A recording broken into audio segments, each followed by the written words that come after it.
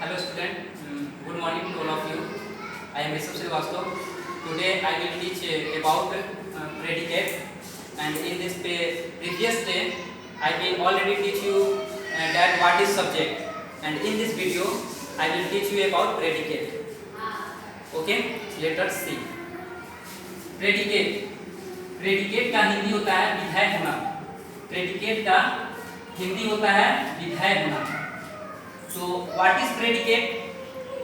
तो predicate है the part of the sentence that tell us something about the subject is called the predicate. Again I read this sentence. The part of the sentence that tell us something about the subject is called the predicate. Its Hindi meaning is that किसी भी sentence का भाग, sentence का वैसा भाग जो हमें subject के बारे में बताता हो. सेंटेंस का वैसा भाग, किसी भी सेंटेंस का वैसा भाग जो हमें सब्जेक्ट के बारे में बताता हो कि वो क्या कर रहा है.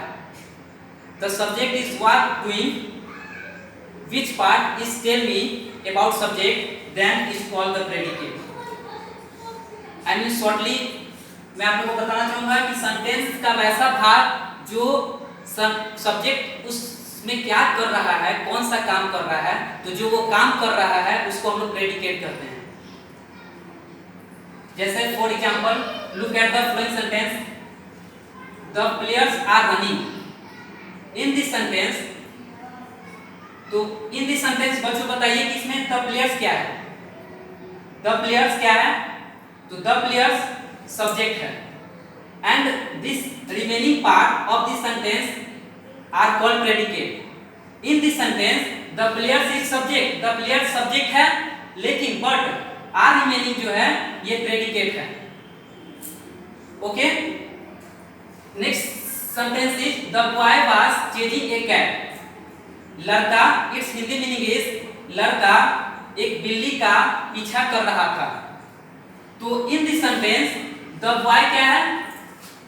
बॉय क्या है? तो बॉय सब्जेक्ट है, and this remaining part of this sentence is called predicate. जैसे वाज चेजिंग ए कैट, तो ये सारे क्या कहलाएंगे? ये सारे प्रेडिकेट कहलाएंगे. नॉट द बॉय क्या है? सब्जेक्ट है, but was chasing a cat, this is called predicate. ये द बॉय प्रेडिकेट नहीं है, द बॉय सब्जेक्ट है. तो मैं आप लोगों को बताना ये चाहता हूं क्योंकि किसी भी सेंटेंस में सब्जेक्ट को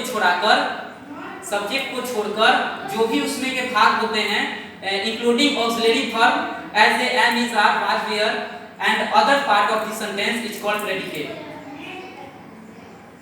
फिर से मैं आप लोगों को कहना चाहूंगा क्योंकि किसी भी सेंटेंस में सब्जेक्ट को छोड़ाकर जो भी पार्ट उस सेंटेंस के होते हैं वो सारे प्रेडिकेट होते हैं. जैसे एम इज आर से लेकर के जो भी, जैसे वाज वेयर, ये क्या हो गया? ऑक्सिलरी वर्ब हो गया वाज, और चेजिंग ए कैट, तो ये सारे को मिलाकर प्रेडिकेट कहेंगे. Okay, and next sentence is the helicopter flew over the sea. Helicopter समुद्र के ऊपर से उड़ रहा था. The helicopter flew over the sea. Helicopter समुद्र के ऊपर से उड़ रहा था. तो इन दिस सेंटेंस सब्जेक्ट क्या है? इन दिस सेंटेंस सब्जेक्ट क्या होगा बताइए छात्रों? In this sentence the helicopter is subject and the remaining part of the sentence flew over the sea is called predicate. तो subject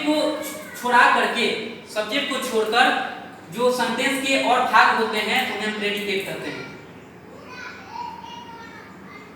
okay, and the next sentence is the study table is very neat. The study table is very neat. Study table बहुत साफ है. तो in this sentence the subject क्या है? The subject the study table. ये the study table है, ये subject है, एंड इज वेरी नीट ये प्रेडिकेट है. और एक बात को आप लोग इंडिकेट कीजिएगा ऑलरेडी, क्योंकि जो ऑक्सिलरी वर्ब से जो सेंटेंस स्टार्ट होते हैं, जो पार्ट स्टार्ट होते हैं ऑक्सिलरी वर्ब से, ऑक्सिलरी वर्ब करने का मतलब ये है am, is, are, was, were, have, has, had, do, does, did and many more, that this all word is called auxiliary verb, and need, there, used to, ये 3 भी जो word भी बोले हैं, नीड, डियर, यूज्ड टू, ये भी auxiliary verb है। और इससे पहले जो 10 तक बताए हैं वो भी ऑक्सिलरी वर्ब है। तो वो सारे से जो पार्ट शुरू होते हैं उसको हम लोग प्रेडिकेट करते हैं। जैसे यहाँ इज है तो इज क्या ऑक्सिलरी वर्ब है, इज से जो पार्ट स्टार्ट हुआ है इसको हम लोग प्रेडिकेट